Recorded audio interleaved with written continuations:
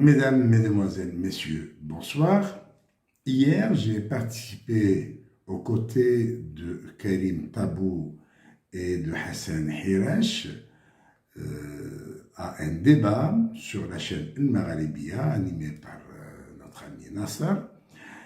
Le débat a porté sur la visite du général Chengueliha à Paris. Un débat fructueux, un débat d'un très bon niveau, comme l'ont qualifié beaucoup de téléspectateurs qui l'ont suivi sur Magharibia. Et je vous invite aujourd'hui à le suivre sur ma chaîne Hicham Aboud TV. Bonne écoute et merci. Au revoir. Salam alaikum az-Zulflaoun, bonsoir. Le chef d'état-major algérien, Saïd Chengueliha, entame aujourd'hui une visite officielle en France, la première en 17 ans, d'un patron de l'armée algérienne, à l'invitation de son homologue français Thierry Bucquart, a annoncé le ministère de la Défense nationale, le MDN. Ce déplacement est hautement symbolique, mais qui suscite beaucoup d'interrogations. Alors qu'aucun patron de l'armée algérienne ne s'est rendu en France en visite officielle depuis près de 17 ans. La dernière visite d'un chef d'état-major algérien en France remonte en effet du feu Gaïd Salah en mai 2006. Le séjour du général Chengueliha en France survient avant une visite d'État à Paris du président algérien Abdelmadjid Tebboune, prévue en mai prochain. Il y a longtemps que le pouvoir algérien, rejeté par son peuple, cherche tous les liens possibles avec la France, notamment dans les domaines des services militaires et du renseignement. De plus, l'armée est celle qui dirige à Alger, non pas Tebboune, que les militaires ont choisi comme président.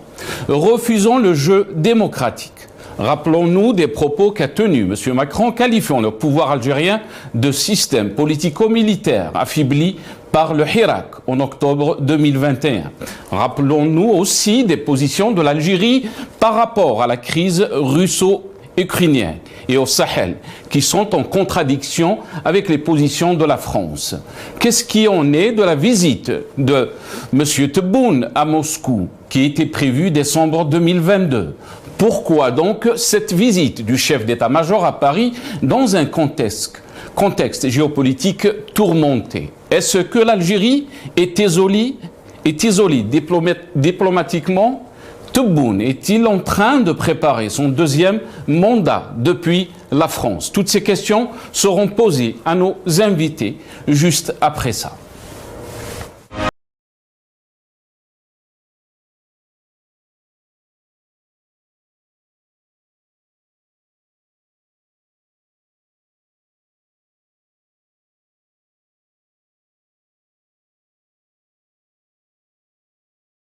Saïd Chengueliha en France, en visite en France, des questions et des interrogations. C'est le titre de notre émission pour ce soir. Et pour en parler, j'ai le plaisir d'accueillir dans cette émission M. Hicham Aboud, journaliste, militant politique, qui est avec nous depuis Paris via Skype. C'est Hicham, marhaba bik, merci beaucoup d'avoir accepté l'invitation. Merci Nasser. Bonjour à tous les téléspectateurs de la chaîne El Magharibia. Bonjour à vos invités, j'espère qu'ils seront là, notamment Hassan Hirash, ça fait un bon bout de temps que je ne l'ai pas vu, et Karim Tabou de même, si évidemment cela serait possible qu'ils soient avec nous. Alors, donc vous avez annoncé nos invités, donc Hicham Aboud, Hassan Hirash, qu'on a le plaisir aussi d'accueillir dans cette émission, analyste politique qui est avec nous depuis Paris via Skype. C'est Hassan, bonsoir, merci beaucoup d'avoir accepté l'invitation. Bonsoir Nasser, merci aussi pour cette invitation. Bonsoir Hicham. Maintenant que je sais que Karim sera là, bonsoir Karim et bonsoir tous les téléspectateurs. Merci beaucoup. Et bonsoir à toute votre équipe. Merci, c'est Hassan, vous l'avez annoncé. Donc, cher Karim, M. Karim Tabou, coordinateur national de l'UDS, opposant politique qui est avec nous depuis Alger par téléphone. C'est Karim, bonsoir. Merci beaucoup d'avoir accepté l'invitation. Bonsoir, merci de l'invitation. Permets-moi de saluer chaleureusement Monsieur Hirash et Saboud. C'est un plaisir que de partager ce moment ensemble dans un débat sur notre pays. Merci beaucoup, cher Karim. Avant d'entamer d'aller dans le vif du sujet, d'entamer ce débat, on va juste regarder ces images de l'arrivée de Saïd Chinguiriha à Paris. باريس بورجيه بفرنسا كل من العميد إريك بيليتيه المكلف بالعلاقات الدولية العسكرية لدى قيادة أركان الجيش الفرنسي وكذا سفير الجزائر بفرنسا.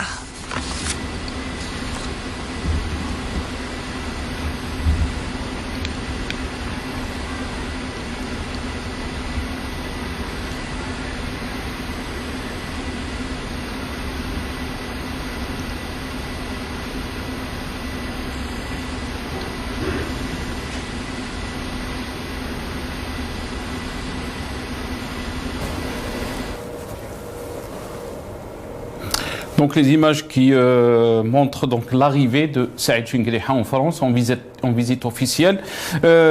Hicham Aboud, je vais commencer cette émission avec vous. Comment peut-on qualifier de cette visite? Bien sûr, elle survient après plus de 17 ans, si on peut dire. La dernière visite du feu Gaïd Salah, c'était en 2006. Comment peut-on la qualifier, cette visite, Hicham Aboud? Eh bien, si je vais raisonner comme raisonne le pouvoir d'Alger, c'est-à-dire que toute approche, toute relation avec la France est considérée comme une trahison. Eh bien là, je dirais que cette visite est la symbolique et elle concrétise la trahison du gang actuel qui est au pouvoir à Alger, et la trahison du serment prêté aux Moudjahidines de l'armée de libération nationale.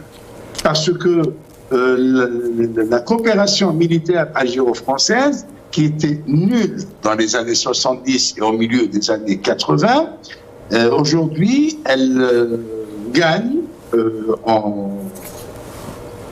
c'est-à-dire il y a un regain de cette relation entre l'armée algérienne et l'armée française.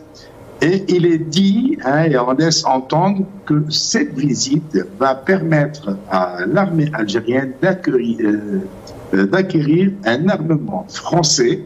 Et ça, c'est pour la première fois dans l'histoire de l'institution militaire algérienne. Pourquoi l'acquisition d'un armement militaire français?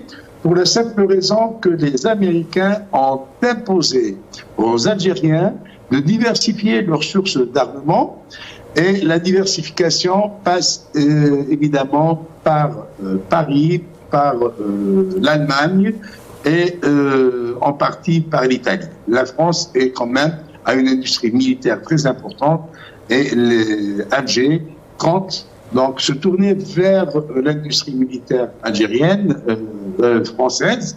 Ceci d'une part. D'autre part, évidemment, il va y avoir encore et encore des négociations autour de l'opposition algérienne en France, puisque ça reste le dada du pouvoir d'Alger, et malgré le revers essuyé devant le président Macron, qui tout récemment avait déclaré dans l'entretien accordé à Kamel Daoud pour le compte de l'hebdomadaire Le Point, pour dire qu'il ne livrera jamais des hommes libres, qu'il ne livrera jamais des opposants au régime algérien, un régime dont il connaît très très bien la nature. Très bien. On remarque ces derniers temps qu'Alger accuse le coup chaque fois qu'une estocade lui est portée par Macron ou par la France. Aucune réaction par rapport au discours de Rancourt à sa tribune parue dans le Figaro, aucune réaction, sauf dans un discours de Tebboune, il n'a fait qu'insinuer, des médias.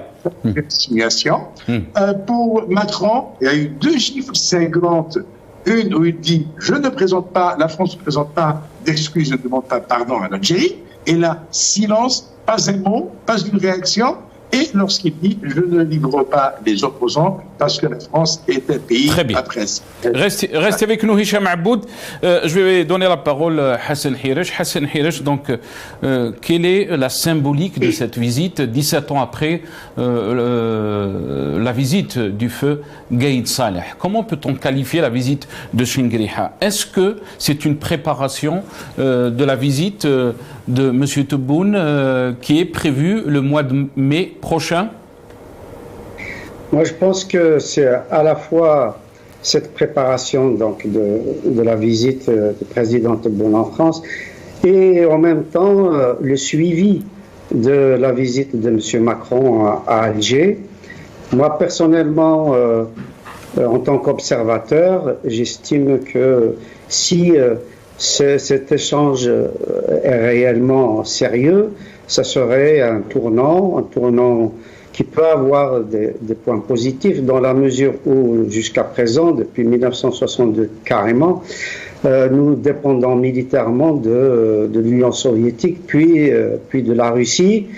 Et cette domination, on a vu comment le président par intérim, dont j'ai oublié le nom, qui avait remplacé Bouteflika, comment il s'est rendu à Moscou pour lui faire part du Hirak et pour lui dire qu'il dominait la situation, qu'il maîtrisait la situation, etc.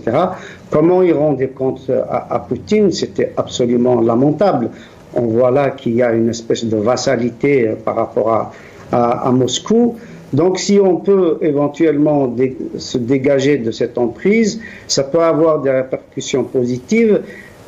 Comme disait Hicham Aboud, s'il s'agit de la diversification, que ce soit d'un point de vue militaire, économique, politique, géopolitique, etc., c'est toujours intéressant que d'avoir une puissance dominante avec laquelle on a des échanges exclusifs.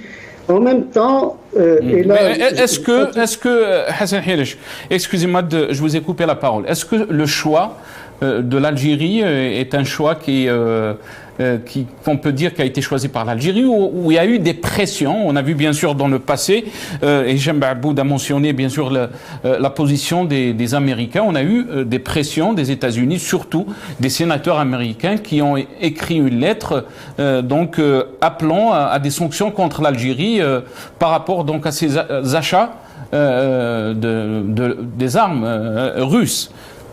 Tout à fait. Je pense que c'est une grande opportunité pour les deux pays.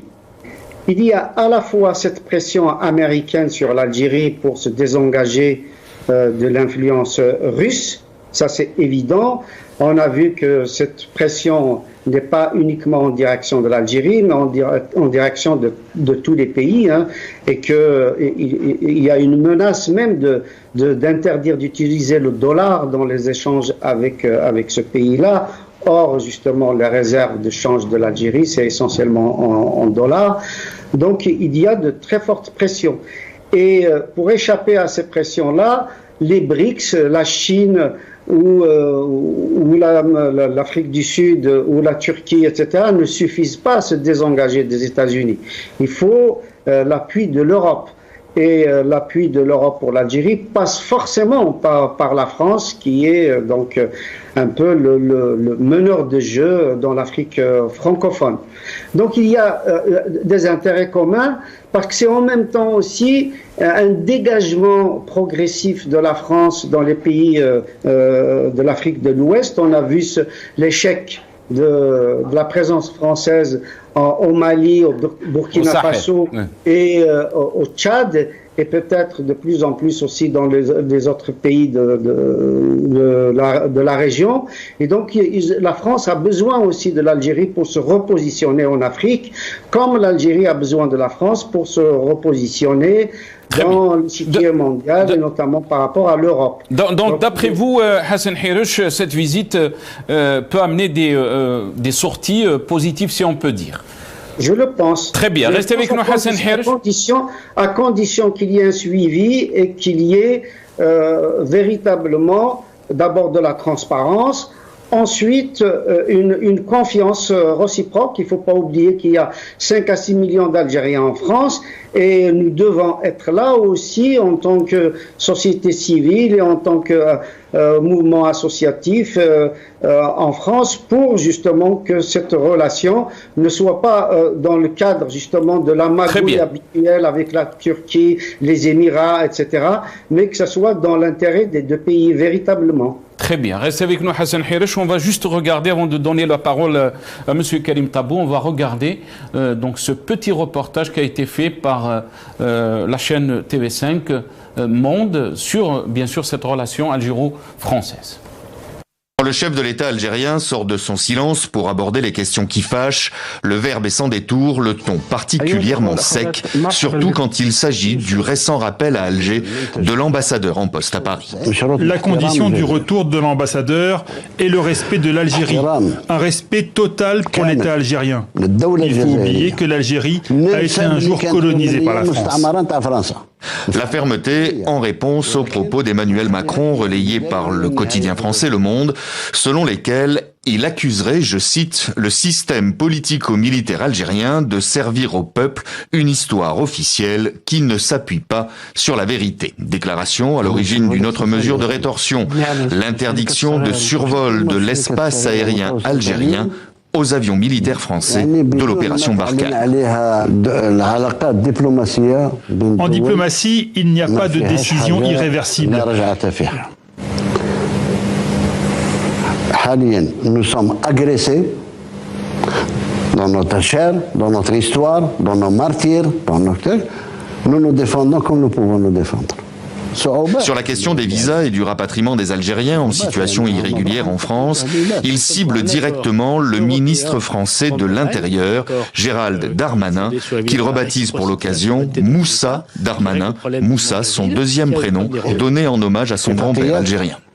Il y a des accords qui nous lient, premièrement, et deuxièmement, Moussa Darmanin a bâti sa thèse sur un mensonge.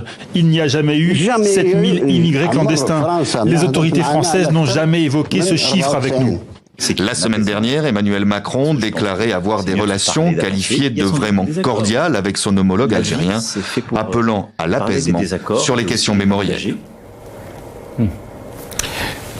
Karim Tabou, comment peut-on qualifier cette visite, après tout, la tourmente qu'on a vue ces derniers temps? Vous avez entendu ce reportage, Karim Tabou. Comment peut-on qualifier cette visite de Shingriha en France, Karim?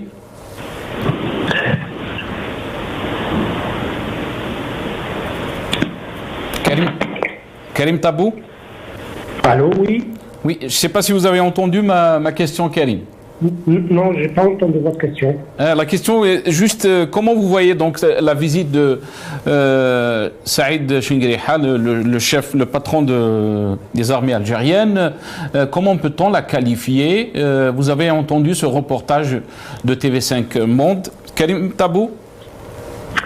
Oui, j'ai bien écouté le reportage, j'ai bien écouté les interventions des amis. Moi, personnellement, avant de répondre à votre question, j'aimerais quand même rappeler qu'il y a eu un scandale, le scandale des crânes. Le pavé a fut jeté par un journal américain et les autorités algériennes et même les autorités françaises, jusqu'à présent, n'ont pas voulu répondre, n'ont pas voulu élucider ce scandale. Quand même, c'est un grave scandale qui touche à notre mémoire, à notre histoire, à la façon dont se gèrent les affaires entre Paris et Alger. La deuxième est que vous remarquez bien que l'État algérien, version après Irak, on ne voit plus ni le président du Sénat, ni le président du Parlement, ni le Premier ministre. L'Algérie, le pays, le pouvoir est réduit aux seules deux personnes, d'un côté le chef de l'État et le chef de l'état-major. C'est quand même très, très frappant que de voir que ce pays, depuis 3 ans, son activité diplomatique, politique, économique, militaire sont conduites par 2 personnes. Il n'y a plus de place ni au ministre des Affaires étrangères, il n'y a plus de place au Premier ministre, il n'y a plus de place au président du Parlement. Et ça, c'est vraiment une image quand même qui touche justement à ce pays, à l'espoir de sa jeunesse, d'aller vers la mise en place d'un État de droit, d'un État des institutions. Et puis également, la troisième remarque qui est liée justement à cette visite, mais au climat général qui caractérise les relations entre Paris et Alger, c'est certains amis même avaient salué le propos de Macron qui avait qualifié le pouvoir algérien de politico-militaire, se nourrissant de la rente mémorielle, souvenons-nous. Oui. Et après, quelques mois après, on se rend compte que finalement, la France officielle reste toujours fixe, inchangée et inchangeable quand il s'agit de sa complicité avec le pouvoir d'Alger. Et finalement, ce genre de propos, ce genre d'humeur, entre guillemets, déplacée, ne sont que pour servir de pression politique. Et la France officielle sait faire de son propos une pression politique. Et la troisième ou la quatrième remarque, vous voyez bien que ce réchauffement, entre guillemets également, politique et diplomatique avec la France, vient à la suite des pressions américaines qui avaient considéré, souvenons-nous, que l'ambassadrice américaine à Alger avait même rencontré le lendemain, je pense, si je me souviens bien, le chef d'état-major à la suite de l'adoption de la loi de finances, et les Américains avaient considéré que le budget affecté à la défense était trop élevé et qu'il pouvait être un effort de guerre, un soutien d'Alger à l'agression russe contre l'Ukraine. Et finalement, des sénateurs américains, comme l'a si bien fait Macron lorsqu'il a qualifié le pouvoir de politico-militaire, des sénateurs américains avaient demandé, avaient même exigé la prise de sanctions contre Alger. Et voilà, entre Paris et Washington se crée un rôle intermédiaire de médiateur, et la France aujourd'hui est chargée de dédouaner Alger auprès des puissances occidentales. La France est chargée de dire aux Américains qu'Alger reste toujours dans les limites de notre jeu, et l'Algérie joue bien justement à ces rivalités. Vous savez très bien qu'un des arts très développés du pouvoir algérien, c'est qu'il est à gauche, il est à droite, il est avec les Américains, il est avec les Russes, il est avec la France, il est avec tout le monde. Le plus important est de ne pas toucher à ce pacte qui assure son maintien. Et je pense que la France,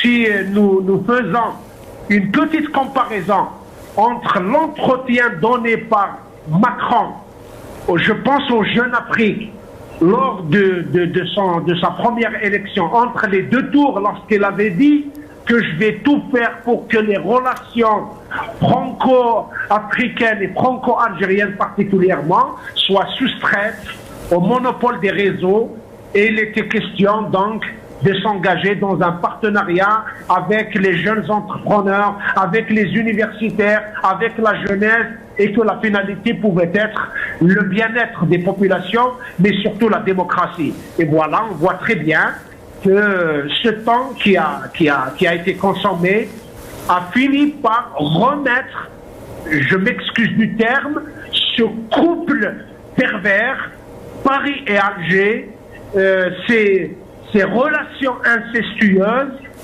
qui sont là. Les uns tirent le profit parce qu'ils considèrent que l'Algérie est une proie à prendre, notamment dans des moments difficiles comme ce moment que traverse le pouvoir algérien.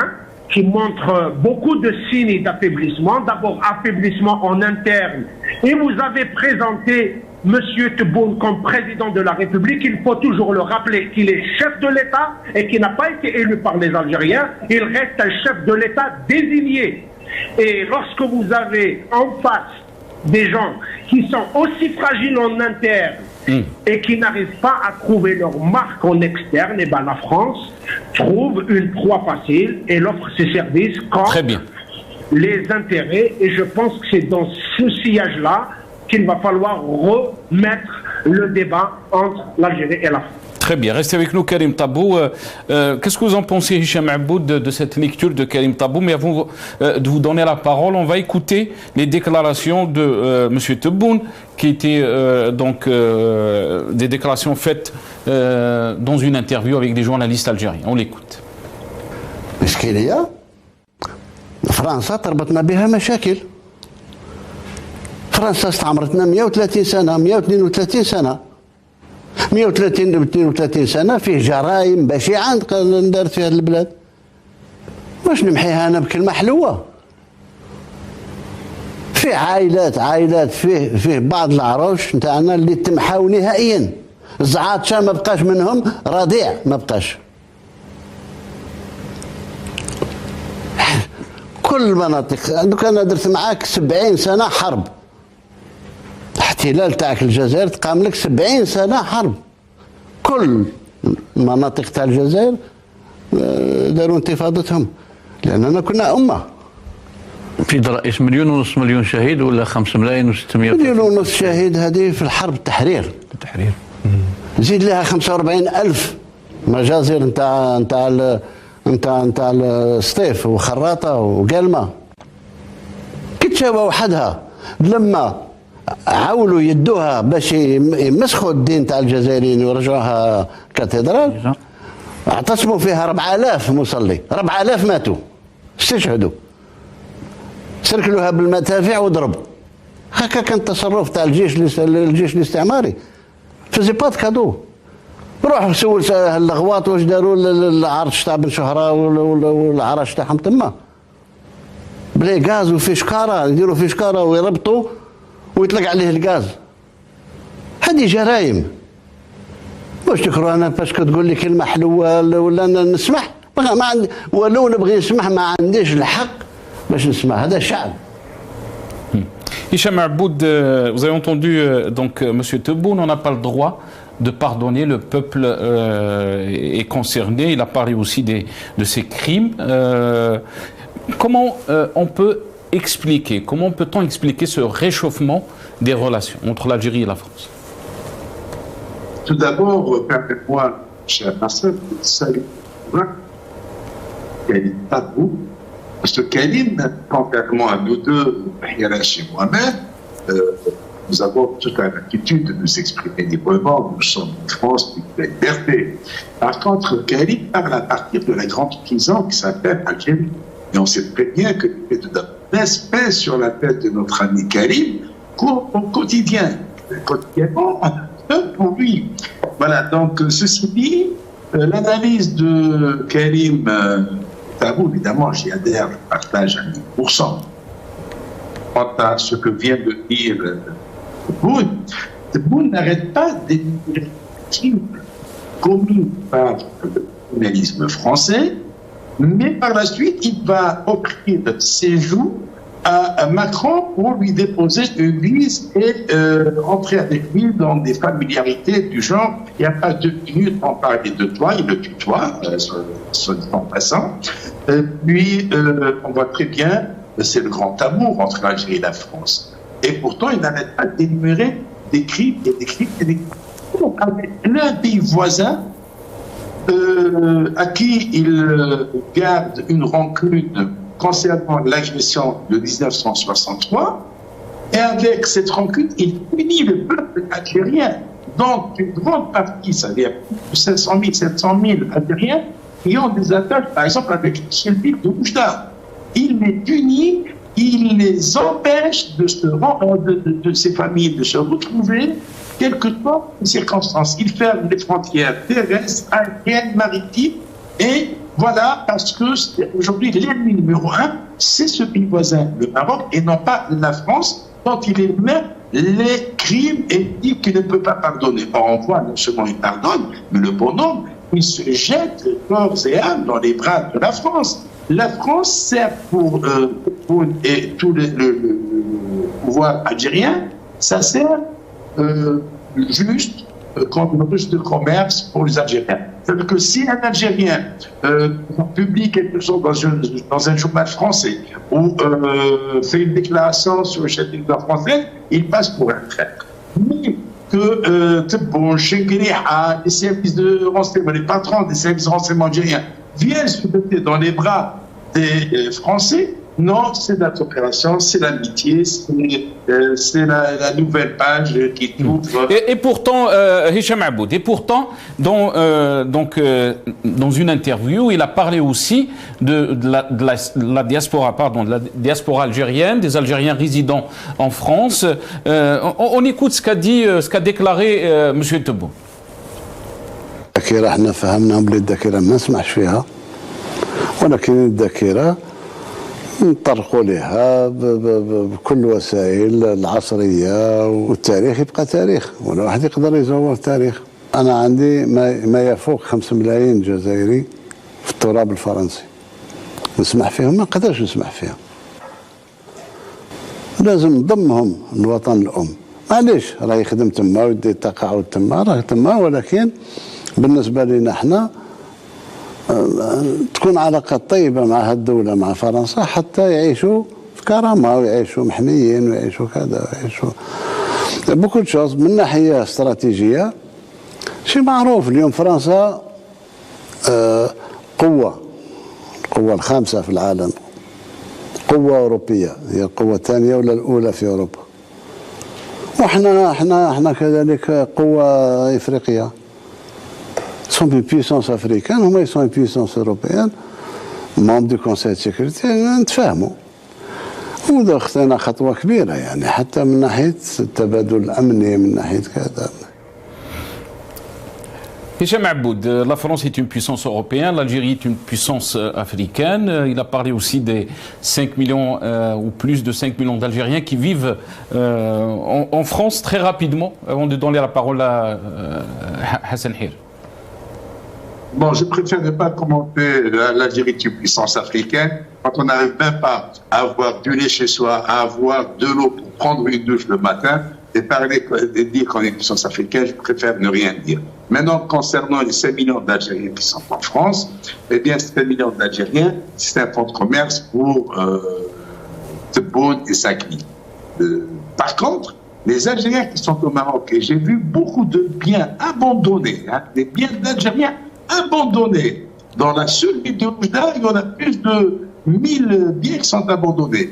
Et dans d'autres villes, alors ces Algériens qui sont au Maroc, c'est une quantité négligeable. Ils ne les calculent pas. Ces Algériens sont coupés de leur famille. Et quand, pour une raison extrême, une urgence extrême, telle qu'un décès, ils sont obligés, par quelqu'un qui habite Oujda, et sa famille est juste à Marnia, il est obligé d'aller jusqu'à Casablanca, prendre un avion jusqu'à Tunis. Tunis, il prend un avion sur Alger. Alger, il prend bus ou avion ou train jusqu'à Oran. Et d'Oran, il va encore sur Marnia. Voyez-vous comment l'Algérien est puni?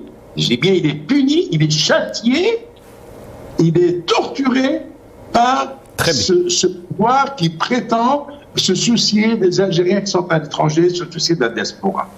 Très bien, restez avec nous, Hicham Aboud. Hassan Hirish, il y a une souciance ces derniers temps, mais aussi de la situation en Algérie, de la situation du régime. On a vu l'article ou la tribune qui a été publiée dans le Figaro par l'ancien ambassadeur Xavier Driancourt, mais aussi l'interview de M. Macron dans le Point, mais aussi l'édito du journal Le Monde. Il y a une vraie inquiétude dans le sérail politique français, mais aussi dans l'élite française par rapport à la situation politique en Algérie.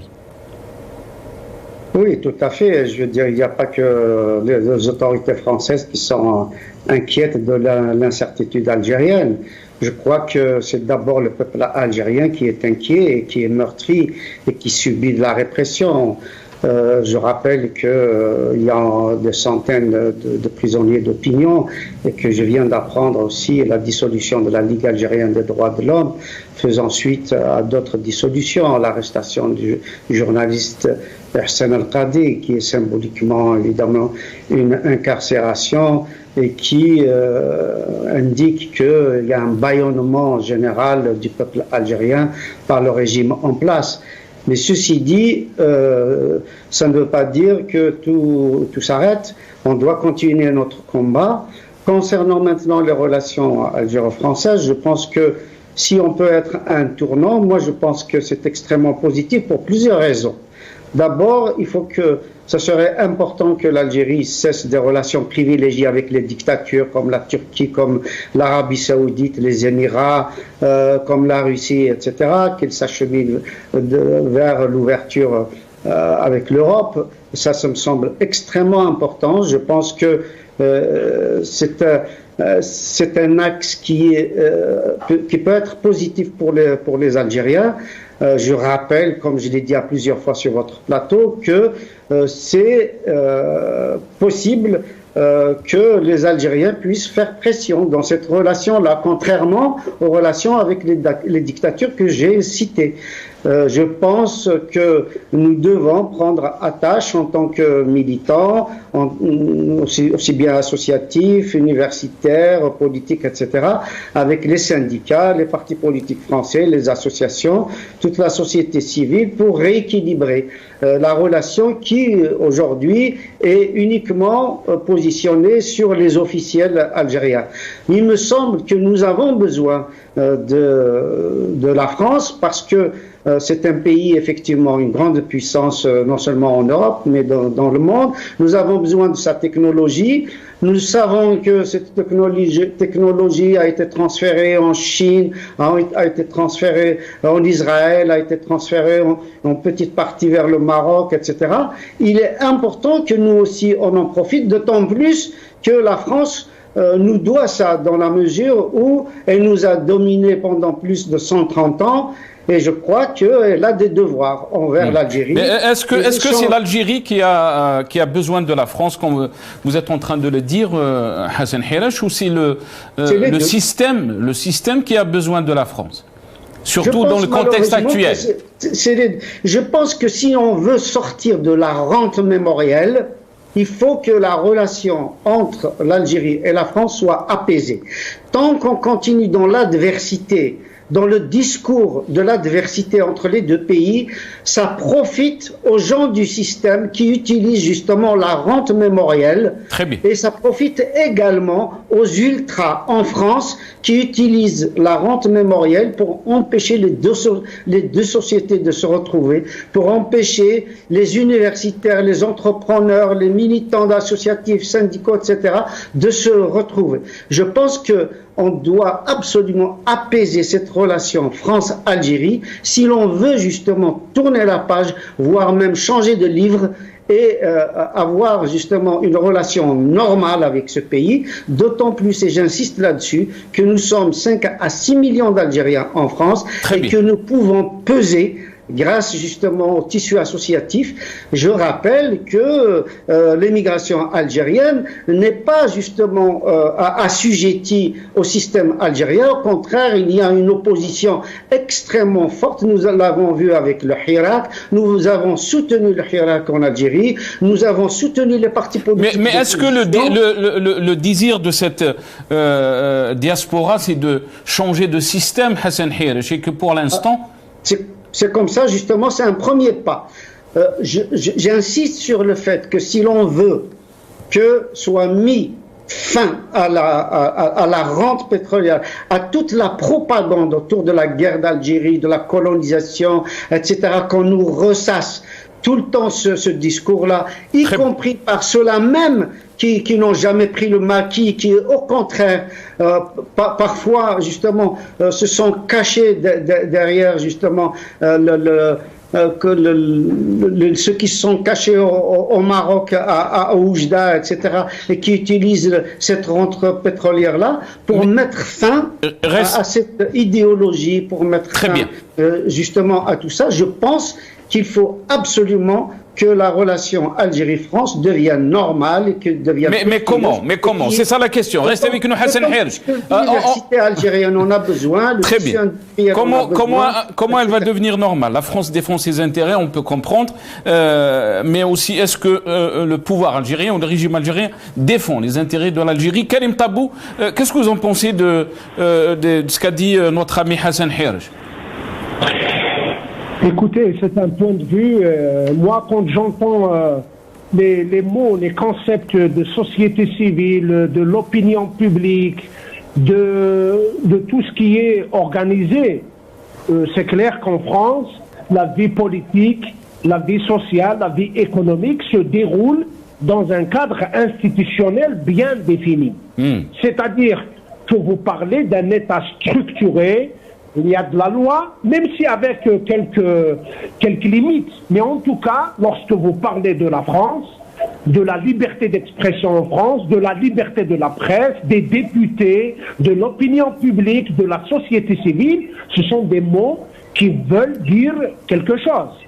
Mais de l'autre côté, lorsque vous avez un pays, tout un pays, réduit aux seules présences dans toutes les sphères, dans toutes les activités, que l'uniforme et un chef d'État désigné, ça pose un problème d'équilibre.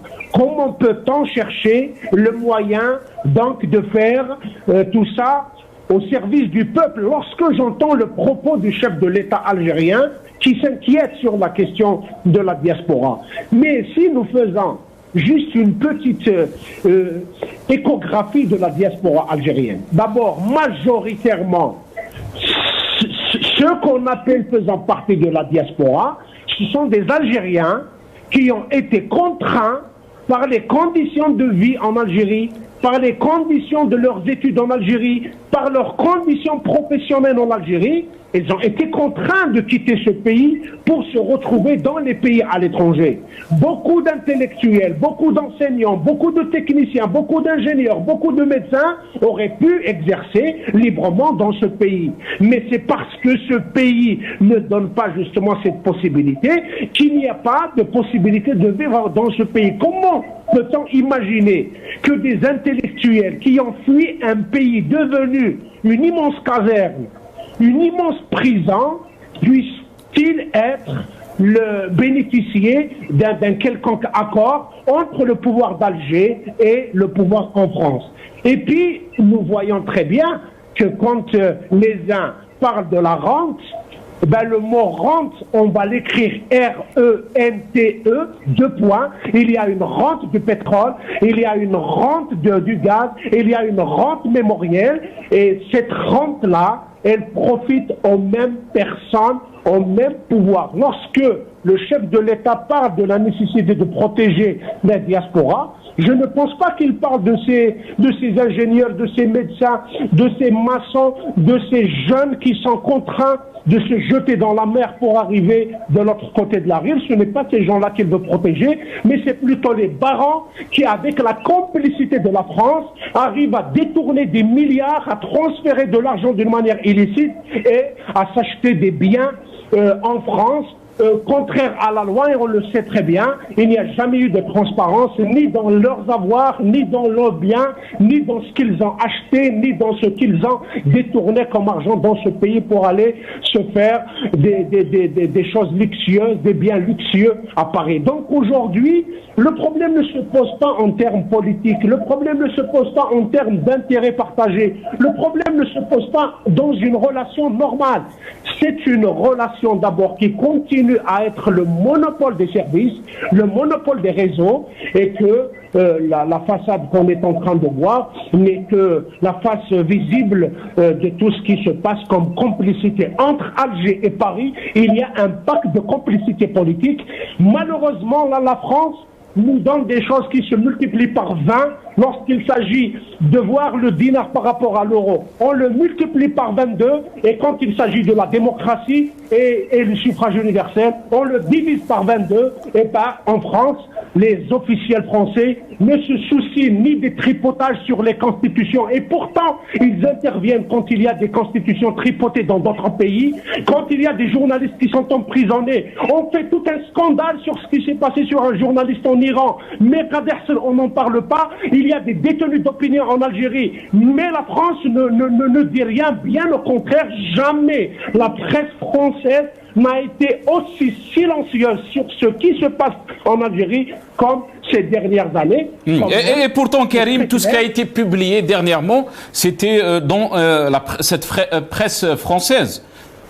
Oui, mais au-delà de quelques initiatives, peut-être c'est récent, peut-être c'est aussi lié au fait qu'il y a des opinions qui sont en train de s'exprimer, peut-être qu'il y a des gens qui sont inquiets, peut-être qu'il y a des gens qui sont même contre la démarche actuelle de Macron, je ne sais pas, mais en tout cas, le volume de la violence, des dépassements et des choses qui sont contraires aux valeurs que proclament justement ces Français, cette France officielle, et sont tellement importants, évidents, que se taire devant cela. Et j'espère que la diaspora, justement, va réserver un accueil chaleureux, même très chaleureux, pour le chef de l'État, la voix de ce pays qui a été brimé, qui a été réduit au silence, elle doit être entendue très fortement par la mobilisation de la diaspora, qui doit absolument faire comprendre à l'opinion publique française et occidentale d'une manière générale qu'il y a un pays qui se meurt, qu'il y a un pays qui est devenu une grande caserne, qu'il y a un pays qui est devenu une grande prison et qu'il faut absolument faire des choses pour sortir tous ces 44 millions qui sont, malheureusement, c'est nous qui sommes des sans-papiers. Nous sommes 44 millions sans-papiers. Lorsque des Algériens sont interdits de rentrer en Algérie et des Algériens sont interdits de quitter l'Algérie, et vous êtes dans une situation de blocage absolu, nous sommes 44 millions de sans-papiers, nous vous demandons justement de crier au scandale et de dire... Karim Tabou, parce qu'il ne me reste pas beaucoup de temps et je dois très rapidement sur cette question, c'est une question qui est posée à vous trois, je commence avec vous Karim, est-ce que vous pensez que le deuxième mandat, on en a parlé beaucoup sur cet éventuel deuxième mandat de M. Tebboune, passe par la France? Une minute Karim Tabou, Allah ybarak fik. Oui, je pense que la France considère que le problème coûte moins cher que la solution, comme c'est toujours le cas en tout cas.